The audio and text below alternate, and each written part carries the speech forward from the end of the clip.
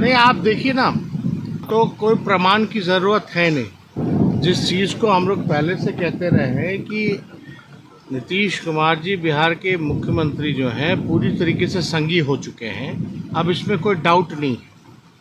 वही जेपी आंदोलन से नीतीश कुमार जी जो हैं निकले, और आज जो है जेपी जी के पार्ट को ही जो है समाप्त कर दिया जा रहा है। इससे दुर्भाग्यपूर्ण और कुछ नहीं हो सकता। सर, आपके प्रदेश अध्यक्ष जगदानंद सिंह ने जो बीजेपी आरएसएस को तालिबानी उठाया है। नहीं, ठीक ही कहा है उन्होंने। बीजेपी के लोग तालिबान के लोगों से तो बात कर ही रहे ना, कम्युनिकेट कर ही ना रहे हैं, रिकग्नाइज तो कर ही रही है गवर्नमेंट।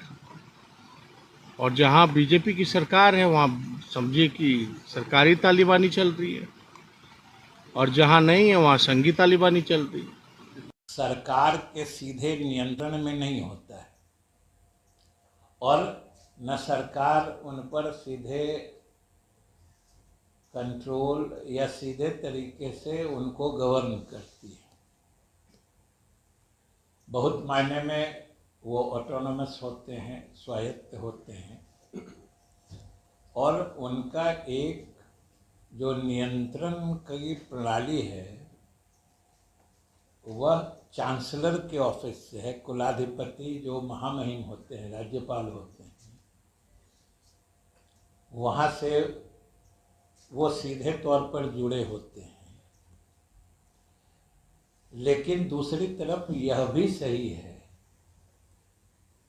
कि चूंकि सरकार ही उनका सारा वित्तीय बोझ वहन करती है और उनका सारा वित्तीय खर्च सरकार के द्वारा ही दिया जाता है, इसलिए सरकार को भी किसी न किसी रूप में कम से कम जो व्यापक दिशा निर्देश होते हैं उस सिलसिले में सरकार को भी अपनी भूमिका रखनी पड़ती है।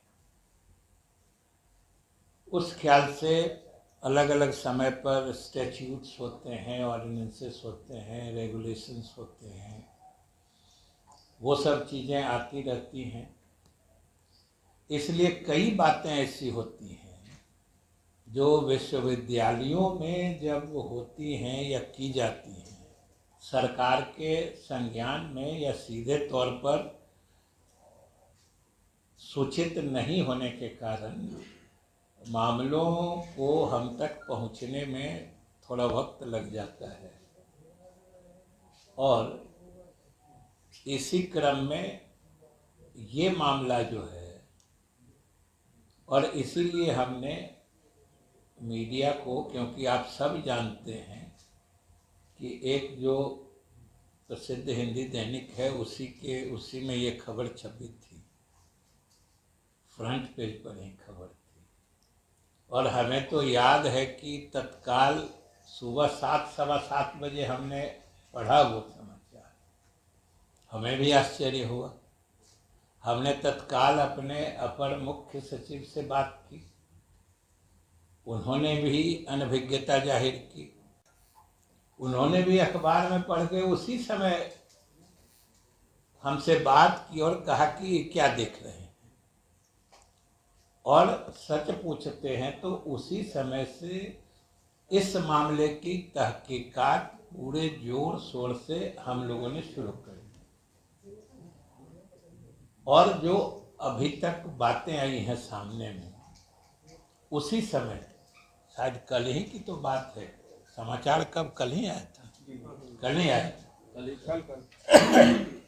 कल आया था। और कल ही हमारे अधिकारियों ने 9, साढ़े 9 बजते बजते विश्वविद्यालय के जो अधिकारी होते हैं, वाइस चांसलर यानी कुलपति या फिर रजिस्ट्रार यानी कुल सचिव, इन दोनों से हमारे अपर मुख्य सचिव, उप निदेशक, निदेशक सब लोगों ने बात की कि आखिर ये क्या मामला है। उन लोगों के भी पूरा संज्ञान में नहीं था, और जितना संज्ञान में था और जिस तरह से चीज़ें बताई गई वो हम लोगों के संतोष सब लोगों के लिए संतोषजनक नहीं था। यानी हम लोगों ने उनकी बातों को सेटिस्फैक्ट्री नहीं माना और न संतोषजनक तथ्य सामने आए,